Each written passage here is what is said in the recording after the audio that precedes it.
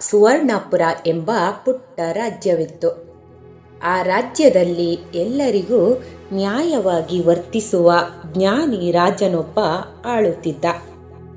ಆ ರಾಜನ ಅರಮನೆಯ ಬಳಿ ಶಾಂತವಾಗಿ ಹರಿಯುವ ನದಿಯ ತೀರದಲ್ಲಿ ಒಂದು ಸಣ್ಣ ಮನೆಯಿತ್ತು.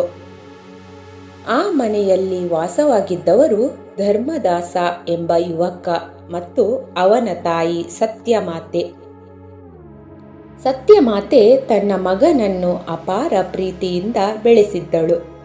ಗಂಡನಿಲ್ಲದ ಬದುಕಿನಲ್ಲಿ ತನ್ನ ದುಃಖವನ್ನೆಲ್ಲ ಮರೆತು ಮಗನ ಭವಿಷ್ಯವೇ ತನ್ನ ಜೀವನದ ಗುರಿ ಎಂದುಕೊಂಡು ದುಡಿದಳು. ಹಸಿವಿದ್ದರೂ ಮಗನಿಗೆ ಅನ್ನ ಕೊಟ್ಟಳು. ನಿದ್ದೆ ಇಲ್ಲದಿದ್ದರೂ ಮಗನಿಗಾಗಿ ಜಾಗರಿಸಿದಳು. ಧರ್ಮದಾಸ ತಾಯಿಯ ತ್ಯಾಗವನ್ನು ಕಂಡು ಬೆಳೆದವನು. ಧರ್ಮದಾಸ ಬುದ್ಧಿವಂತನಾಗಿದ್ದ, ಆದರೆ ಅವನ ಮನಸ್ಸು ಚಂಚಲವಾಗಿತ್ತು. ಯುವಕನಾಗುತ್ತಿದ್ದಂತೆ ಹೊರಗಿನ ಲೋಕದ ಆಕರ್ಷಣೆ ಅವನನ್ನು ಸೆಳೆಯತೊಡಗಿತ್ತು. ಒಂದು ದಿನ ಧರ್ಮದಾಸನಿಗೆ ಪಕ್ಕದ ಹಳ್ಳಿಯ ಶ್ರೀಮಂತ ಕುಟುಂಬದ ಮಗಳು ಸುಶೀಲ ಎಂಬ ಯುವತಿಯನ್ನು